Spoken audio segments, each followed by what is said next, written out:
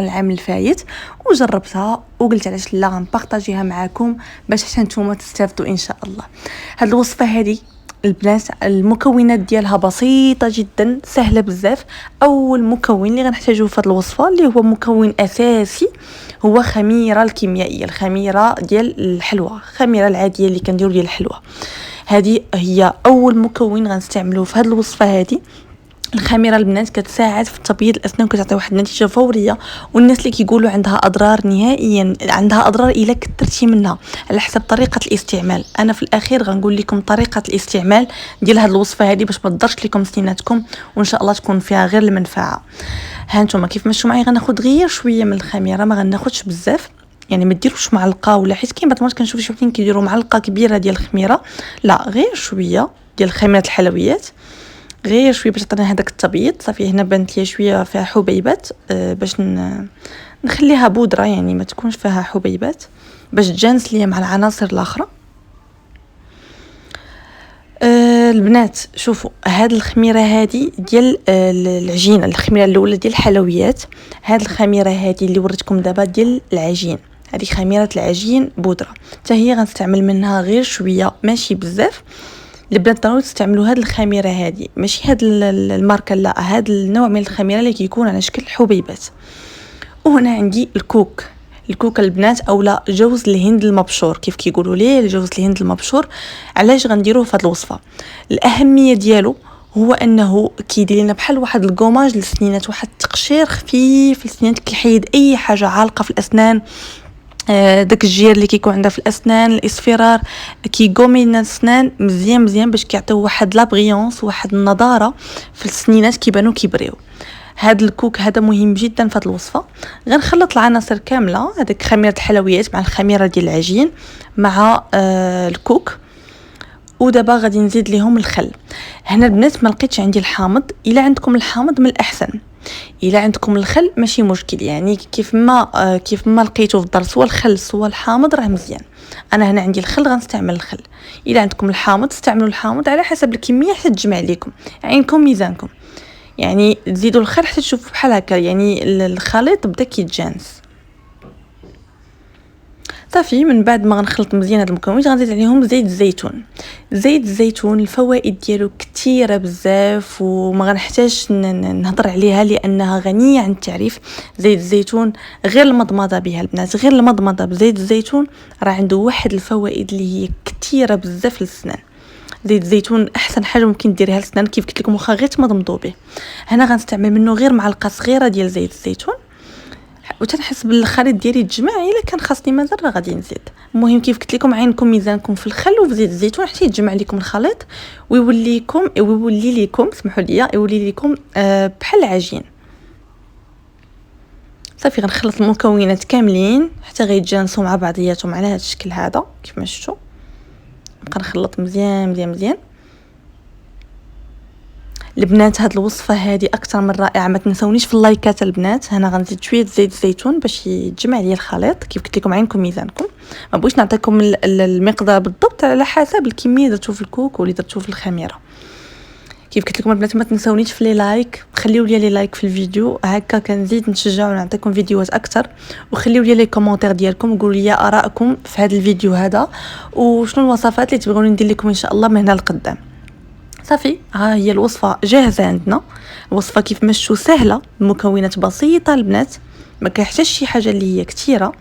هنا غناخذ شي ديال الاسنان، انا صراحه شي ديال الاسنان مخليها خصيصا للوصفات ديال الاسنان، يعني ماشي كنغسل بها يوميا، لا كنخليها اغلبيه غير الوصفات اللي كنستعمل الاسنان ديالي.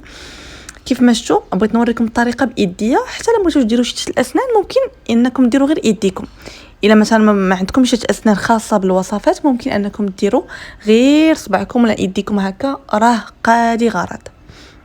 كيف ما شفتوا غادي ندير هذيك الوصفه في الاسنان ديالي، طبقوها على سنيناتكم وتبقاو تحكوا مزيان بهذيك شيء الاسنان، تحكوا مزيان قد ما حكيتوا البنات مزيان سنانكم قد ما غتعطيكم نتيجه اللي رائعه. واللي زوين في هذه الوصفه كتعطي نتيجه فوريه دغيا، غتبان لكم النتيجه من بعد ما غتستعملوا هذه الطريقه اللي قلت لكم.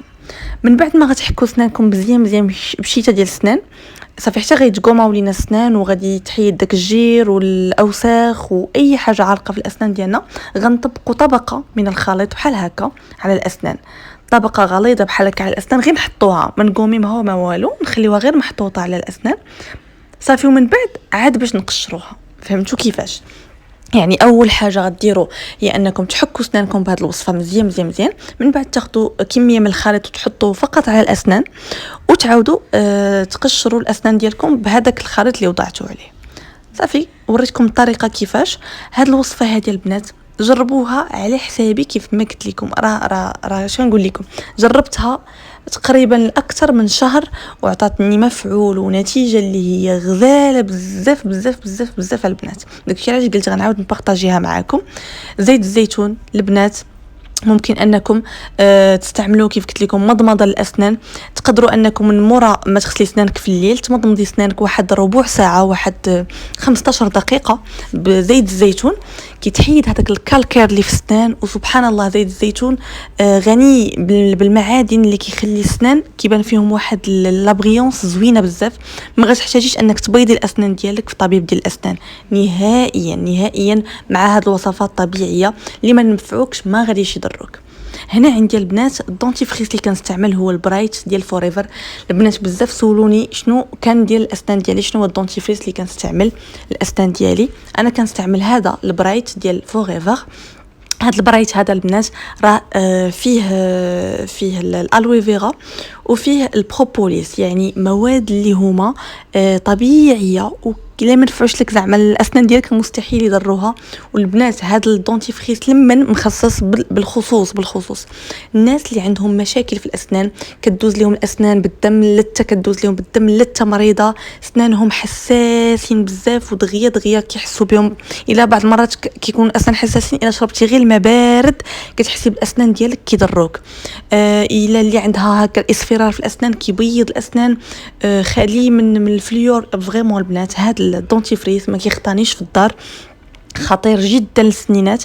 انا غنخلي لكم السيده اللي كتبيع هذا الدونتيفريس هذا في صندوق الوصف، ديما كنتعامل معها في ما كيسالي ليا، كنعاود ناخذ من عندها في ما كيسالي ليا، كنعاود ناخذ من عندها.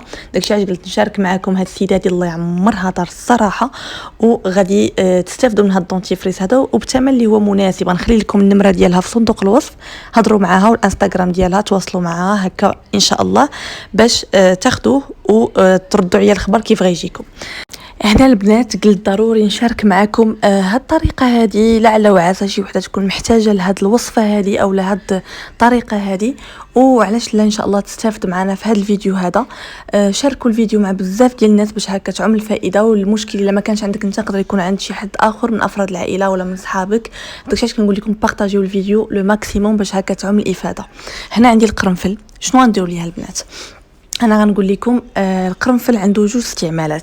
سواء انكم تشدوا الماء سخون، تاخذوا الماء طايب سخون ديروه في شي كاس وديروا عليه قرنفل بحال هكا، توضعوا عليه 7 قرنفلات اولا 6 قرنفلات، 6 قرنفلات اولا 7، تحطوهم على داك الكاس وتضيفوا عليه الماء طايب البنات، طايب سخون.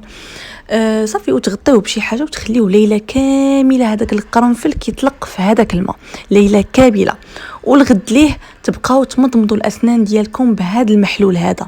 هذا المشكل هذا الوصفه اولا لمن كيعانيوا المشكل ديال اللي عندهم الدم كيدوز لهم اللته، عندهم اسنان مراد، اللي عندهم اللته او الفم مريض، هذه الوصفه خطيره جدا. الا ما بغيتوش ديروا الماء سخون تقدروا تستعملوا طريقه اخرى اللي هي زوينه وامنه وطبيعيه عفوا 100%، اللي هي زيت الزيتون. في عوض الماء سخون تقدروا تعوضوه بزيت الزيتون، ديروا فيه بضع قرنفلات، تخليوه يطلق شويه وتمضمضوا به الاسنان ديالكم. كيف مشوا معايا شاركت معكم جميع الاشياء اللي كنستعملهم الاسنان ديالي، جميع الحاجات، ما خبيت عليكم حتى شي حاجه. ما تنسونيش في اللايكات، واللي غيشوف اول مره هذا الفيديو هذا ما تنساش تخلي ابوني او سبسكرايب بالاحمر، ونتلاقاو في فيديو جاي ان شاء الله. كنحماق عليكم.